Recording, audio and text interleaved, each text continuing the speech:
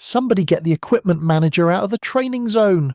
Captain Derek Hollins barked the order across the tactical frequency as a 71-year-old man in a worn olive-drab jacket stepped directly into the middle of their carefully planned ambush corridor. 3 consecutive mission failures had already pushed Hollins to the edge of his patience, and now the unit's elderly logistics clerk was about to trigger yet another simulation reset. What happened in the next 4 seconds would shatter everything the captain thought he knew about modern warfare and resurrect a legend that the special operations community had mourned for over 3 decades. If you believe that sometimes the oldest tricks defeat the newest technology, comment Twig right now and stay with me until the end, because this story will change how you think about the warriors who built the foundations we stand on. Walter Briggs had managed the equipment cage at the Special Operations Training Facility for 19 years. Every morning at 4:30, he would arrive before anyone else, unlock the massive storage warehouse, and begin the meticulous process of preparing gear for that day's training rotations. Weapons, optics, communication systems, breaching equipment, medical kits, rations, and 1,000 other items passed through his weathered hands with the quiet efficiency of a man who had long ago mastered his craft. The operators who cycled through the facility knew him simply as Walt, the old guy who always had what you needed and never asked unnecessary questions. He moved slowly, spoke rarely, and seemed to exist in a different temporal dimension than the young warriors who burned through training evolutions at breakneck speed. Most of them assumed he was a retired supply sergeant, perhaps someone who had spent a career in logistics and now filled his retirement years with familiar work. None of them bothered to look closely at the faded scars on his forearms or the particular way his eyes tracked movement in his peripheral vision. None of them noticed how his hands, despite their age spots and prominent veins, never trembled when handling weapons. And certainly none of them wondered why a simple equipment manager had been granted permanent access to every classified training area on the installation. The crisis that would change everything began on a Tuesday morning when Alpha Element of the 1st Special Operations Training Squadron initiated their final certification exercise. Captain Hollins had handpicked his 12 operators from the best candidates in the selection pipeline. They represented the pinnacle of modern special operations, warriors equipped with the most advanced technology the defense budget could provide. Their ghillie suits incorporated thermal masking fabric that rendered them virtually invisible to infrared sensors. Their weapons featured integrated suppressors so effective that a shot fired at 10 meters sounded like a polite cough. Their communication systems used frequency-hopping encryption that changed channels 40 times per second. They were, by every objective measurement, the most lethal and sophisticated ambush element ever assembled. Their target was Prometheus, an artificial intelligence system designed to simulate enemy patrol behavior with terrifying accuracy. Prometheus controlled a robotic target platform that moved through the training area using sensors and decision algorithms modeled on actual hostile force doctrine. The AI had been programmed to detect ambushes using the same methods that real enemies employed, from visual observation to acoustic analysis to pattern recognition. Defeating Prometheus required operators to achieve a level of tactical perfection that pushed human capabilities to their absolute limits. The first attempt ended in failure within 7 minutes. Alpha Element had established a textbook L-shaped ambush along a trail intersection that Prometheus was projected to traverse. Their camouflage was flawless.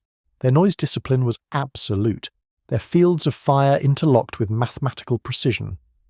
But Prometheus never entered the kill zone. The eye detected something, some microscopic anomaly in the environment, and diverted its patrol route 300 meters to the east, bypassing the ambush entirely. Hollins called for a reset and repositioned his element along the alternate route. The second attempt lasted 11 minutes before Prometheus again detected their presence and maneuvered away. The third attempt, executed with even more rigorous attention to concealment, failed in under 5 minutes. The AI seemed to sense them before they were even fully in position. In the observation bunker overlooking the training area, the evaluators exchanged troubled glances. Alpha Element was performing at the highest level they had ever witnessed, yet Prometheus was defeating them with almost contemptuous ease. The implications were deeply troubling. If the best operators available could not defeat a training simulation, what chance did they have against actual enemies who might employ similar detection methods? Walter Briggs had been restocking ammunition in the nearby supply point when the third failure occurred.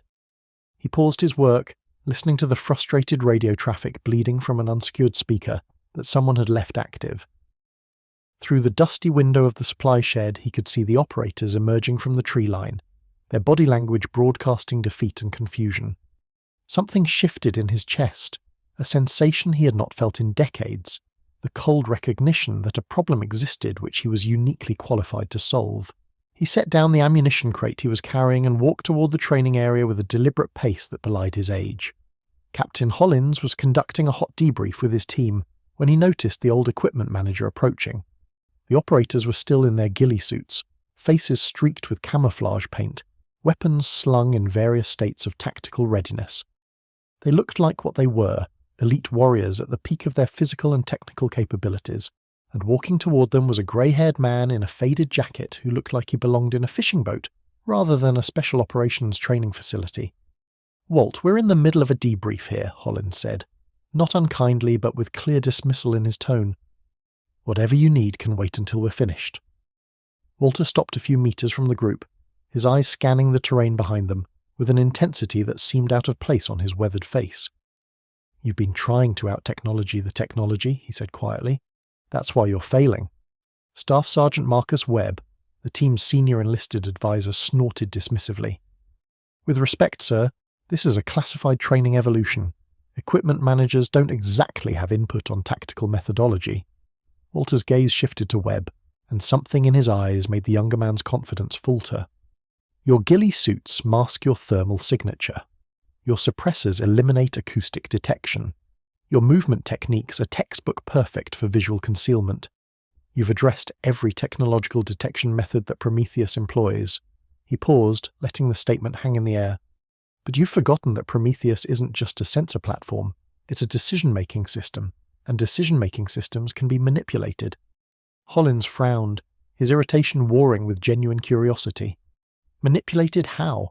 The AI is programmed to avoid ambush indicators. We can't exactly convince it to walk into a kill zone through negotiation." Walter smiled slightly, and for just a moment his face seemed to belong to a much younger man, someone who had smiled that same smile in far more dangerous circumstances. "No, Captain, but you can convince it that the indicators it's detecting aren't indicators at all." Before anyone could respond, Walter turned and walked toward the perimeter of the training area. The operators watched in bewilderment as the elderly equipment manager moved through the vegetation with a fluidity that contradicted everything about his apparent age. He was not shuffling anymore. His steps were precise, calculated, placing each foot with the unconscious expertise of someone who had spent a lifetime moving through hostile terrain. He stopped at a position roughly 20 meters from where Alpha Element had planned to establish their ambush anchor point.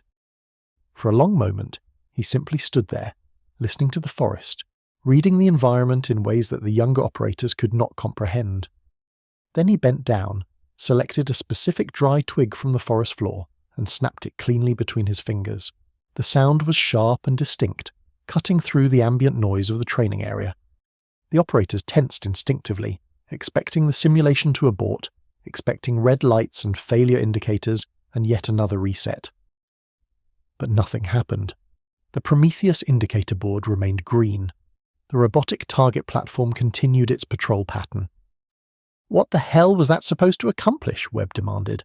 Walter turned back to face the group, his expression patient.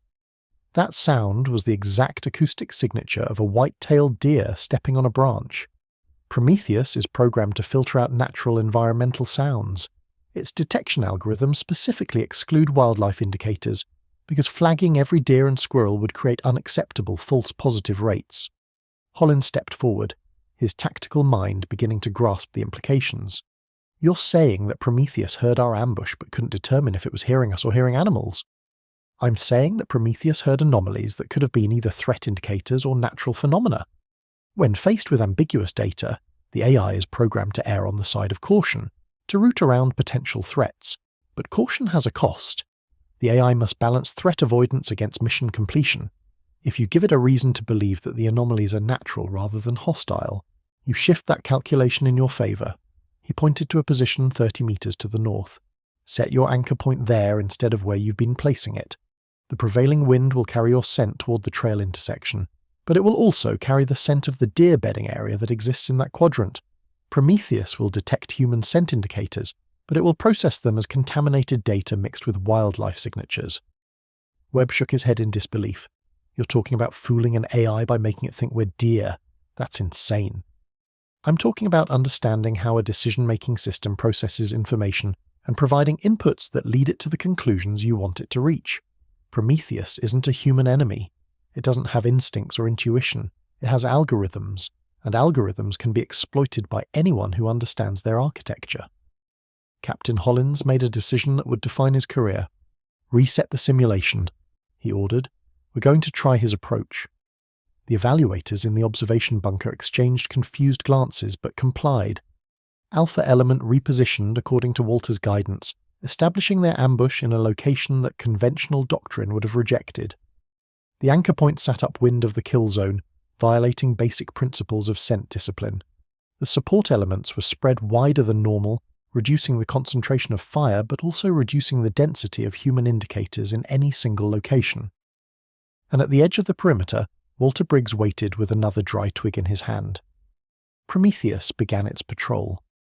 The operators lay motionless in their positions, barely breathing, their advanced technology working in concert with techniques older than recorded history. The robotic platform moved along the trail, its sensors sweeping the environment, its algorithms processing thousands of data points per second. At the critical decision point, the point where Prometheus had diverted its route 3 times before, the AI paused. Its sensors had detected anomalies. Something was not right about this section of terrain. The operators in the observation bunker leaned forward, watching the platform's status indicators flicker as Prometheus calculated threat probabilities. Then Walter snapped the twig. The sound echoed through the forest, a sharp crack that perfectly mimicked a deer's careless step. Prometheus processed the acoustic data and made a decision. The anomalies in this sector were consistent with wildlife activity. The patrol would continue as planned. The robotic platform moved forward, directly into the kill zone. The ambush that followed was flawless. Alpha Element engaged with synchronized precision, neutralizing the target in under 3 seconds. The mission accomplished indicator flashed green across every screen in the training facility. In the observation bunker, the evaluators sat in stunned silence.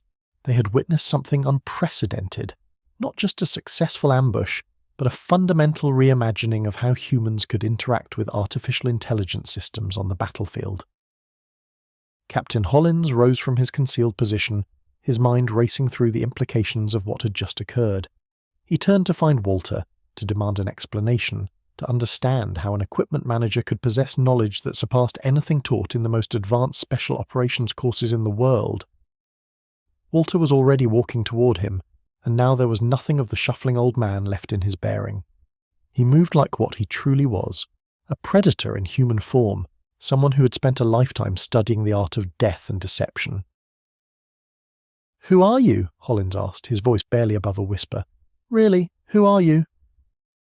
Walter stopped a few feet away, and something in his eyes seemed to reach across decades of carefully constructed anonymity.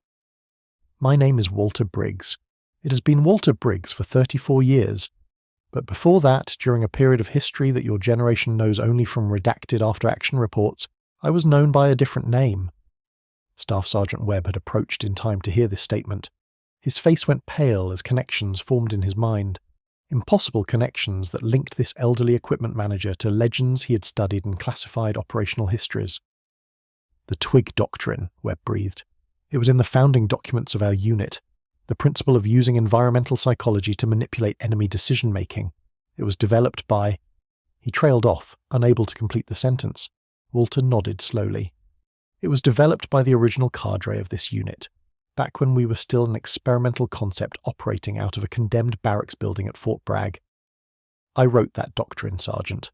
I wrote most of the foundational tactical principles that your training is based on, and I established this unit 43 years ago, before disappearing into a cover identity that no one ever thought to question."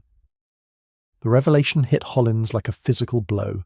Every special operator knew the story of the unit's founding, the legendary first commander who had created something revolutionary and then vanished without explanation. The official history claimed he had been killed in a classified operation. The unofficial rumour suggested something stranger, that he had walked away voluntarily, disappearing into anonymity for reasons no one understood. Colonel Raymond Shaw, Hollins said, the name emerging from memories of briefings and historical documents. The ghost architect, the man who designed the modern special operations paradigm. You're supposed to be dead. There's a memorial star for you at headquarters. Walter, or Raymond Shaw as he had once been known, allowed himself a thin smile. Death is a useful fiction when you've spent too many years making enemies in high places. I staged my own demise in 1989 and built a new identity that would keep me close to the community I loved without exposing me to the threats that identity had accumulated. He gestured at the training facility around them. This installation was my final project before I disappeared. I designed these training areas, helped develop the evaluation criteria, and wrote the tactical foundations that Prometheus is based on. When I took the job as equipment manager 19 years ago, I was simply coming home to watch over my legacy.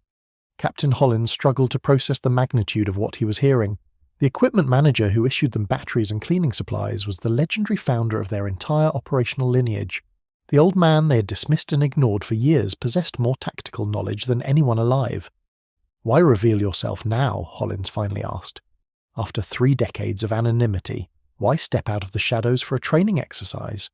Shaw's expression grew serious. "Because Prometheus represents something new and dangerous. Artificial intelligence on the battlefield will change everything about how wars are fought. Your generation needs to understand that technology is a tool, not a solution. The enemy will deploy AI systems of their own. They will create algorithms designed to detect and destroy you. If you cannot learn to think around these systems, to exploit their limitations, to make them see what you want them to see, then all your training and equipment will be meaningless." He looked at each operator in turn, his gaze carrying the weight of decades of experience. "I watched you fail 3 times because you trusted your technology more than your instincts. Your ghillie suits were perfect. Your suppressors were perfect. Your movement was perfect. But you forgot that perfection is itself an indicator. Prometheus wasn't detecting your presence. It was detecting the absence of natural imperfection. You were too quiet, too still, too invisible, and paradoxically, that made you visible." Webb stepped forward. His earlier dismissiveness completely evaporated. "Sir, the tactics you described tonight, the principles of decision manipulation and artificial indicator generation, they're not in any current training curriculum. How do we learn what you know?" You start by understanding that every detection system, whether human or artificial, operates on assumptions. The system assumes that certain indicators mean certain things. A thermal signature means a warm body. An acoustic anomaly means a threat. A chemical trace means human presence. But those assumptions are based on probability, not certainty. And probability can be manipulated by anyone who understands the system's baseline expectations. He bent down and retrieved another twig from the forest floor, holding it up for the operators to see. This piece of wood defeated the most sophisticated training AI ever developed. Not because it has any special properties, but because I understood what Prometheus expected to hear and gave it exactly that. The AI heard a threat indicator. I gave it a reason to believe that indicator was something harmless. The algorithm did the rest. Captain Hollins turned to his evaluators. "I want this evolution recorded and documented. Every tactical principle that Colonel Shaw has described needs to be captured and integrated into our training methodology." The senior evaluator, a grizzled master sergeant with 30 years in special operations, nodded slowly. "Sir, if what this man is saying is true, we're going to need to rethink a lot of our assumptions about AI-contested environments." Shaw raised a hand to forestall the discussion. "I didn't come forward to revolutionize your training programs or become a consultant for the next generation of tactical doctrine. I came forward because I saw capable warriors struggling with a problem I could solve. That problem is now solved. My work here is finished." "You can't just disappear again," Hollins protested. "What you know, the experience you possess, it's invaluable. We need you to help us prepare for the battles that are coming." "What you need," Shaw replied gently, "is to stop looking for solutions from men who fought their wars 40 years ago. The principles I taught you tonight are timeless, but the specific applications must evolve with each generation. You've seen the foundation. Now you must build on it with your own innovations, your own experiences, your own understanding of enemies I will never face." He began walking toward the edge of the training area, his gait slowing again, the warrior receding behind the equipment manager's facade. But before he reached the tree line, the operators of Alpha Element did something that surprised even themselves. One by one, they came to attention and rendered a salute. It was not a regulation gesture, not the crisp formality of a military ceremony. It was something deeper, a recognition from warriors to the warrior who had come before them, an acknowledgement that they stood on ground he had prepared. Shaw stopped and turned to face them. For a long moment he simply stood there, looking at these young men who represented everything he had spent his life building. Then, slowly, his hand rose to return their salute with a precision that half a century had not diminished. "I founded this unit on a simple principle," he said, his voice carrying across the training area. "The greatest weapon is the mind that knows how to use all other weapons. Technology changes, tactics evolve, enemies adapt, but the ability to think, to understand, to see patterns that others miss, that is eternal. Cultivate that ability, and no AI, no sensor system, no technological advantage will ever defeat you." He completed the salute and let his hand fall. "Now get back to training. You've passed this evolution, but there are harder tests ahead. And when those tests come, remember what you learned today. Remember that sometimes the oldest tricks defeat the newest technology. Remember that a single twig, snapped at the right moment, can change everything." He walked into the forest and disappeared among the trees, leaving behind a group of elite warriors who would never look at their equipment manager the same way again. 6 months later, the tactical principles demonstrated that day were formally incorporated into the Special Operations Training Curriculum under the designation Environmental Decision Manipulation, or EDM. The doctrine expanded rapidly as operators began experimenting with ways to exploit AI detection systems using natural phenomena. Deer calls, bird sounds, fabricated scent trails, and dozens of other techniques emerged from the initial insight that Colonel Raymond Shaw had provided. Within a year, EDM had become a core competency for all special operations personnel. Military theorists would later identify it as one of the most significant tactical innovations of the early AI era, a human countermeasure to machine intelligence that would save countless lives in future conflicts. The techniques were never classified, as Shaw had insisted they remain available to any friendly force that needed them. But the identity of their original architect remained a closely guarded secret. Walter Briggs continued his work at the equipment cage for another 2 years before retiring quietly at 73. His final day was unremarkable. He inventoried the supplies one last time, handed his keys to his replacement, and walked out through the same gate he had entered 19 years earlier. No ceremony, no fanfare, just an old man completing his final shift and returning to civilian life. But when he reached his truck, he found Captain Hollins waiting beside it. The captain had changed since that night in the training area. His unit had deployed twice, employing EDM techniques to devastating effect against enemies who had never encountered such methods. He had been promoted and was now preparing to take command of the entire training squadron, but success had not made him forget the man who had made it possible. "I wanted you to know that the principles you taught us have already saved lives," Hollins said. "Real operations, real enemies, real people who came home because of what you showed us that night." Shaw nodded, unlocking his truck door. "That's all any of us can hope for, Captain. That the things we do matter, that the choices we make help someone, somewhere, even if they never know our names." Hollins reached into his jacket and withdrew a small box. "The unit wanted you to have this. It's not official. It can't be official because you don't officially exist. But we had it made anyway." He opened the box to reveal a challenge coin, the traditional token of respect among Special Operations forces. On one side was the unit's emblem. On the other was an image of a single twig, broken in half, with the words "The Ghost Architect" inscribed around the edge. Shaw looked at the coin for a long moment, his eyes distant, seeing decades of operations and sacrifices and choices that had brought him to this moment. Then he took it from the box and closed his fingers around it. "I founded this unit because I believed that small groups of exceptional individuals could change the course of history," he said quietly. "I spent 2 decades proving that belief true, then walked away because I had given everything I had to give.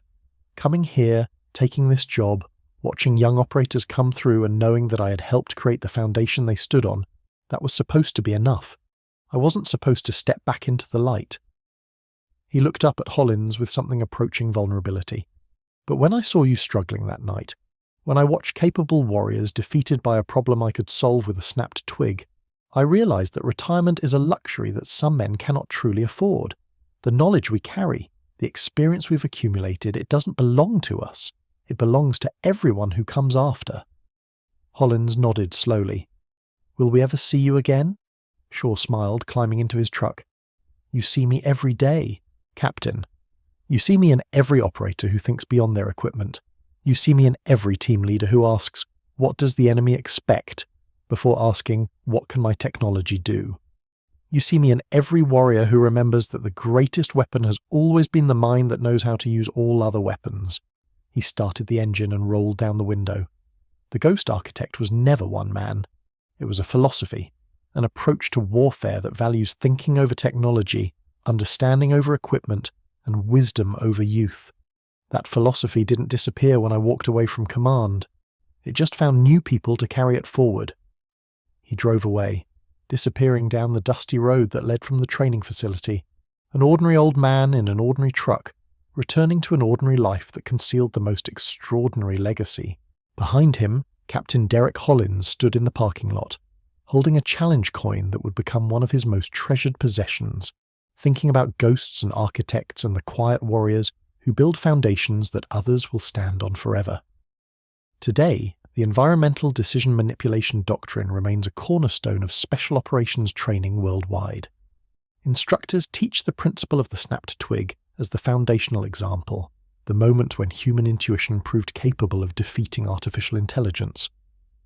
In the equipment cages of training facilities across the country, operators still encounter elderly logistics clerks who seem to know more than they should, who watch training evolutions with eyes that miss nothing, who occasionally offer suggestions that transform failure into success.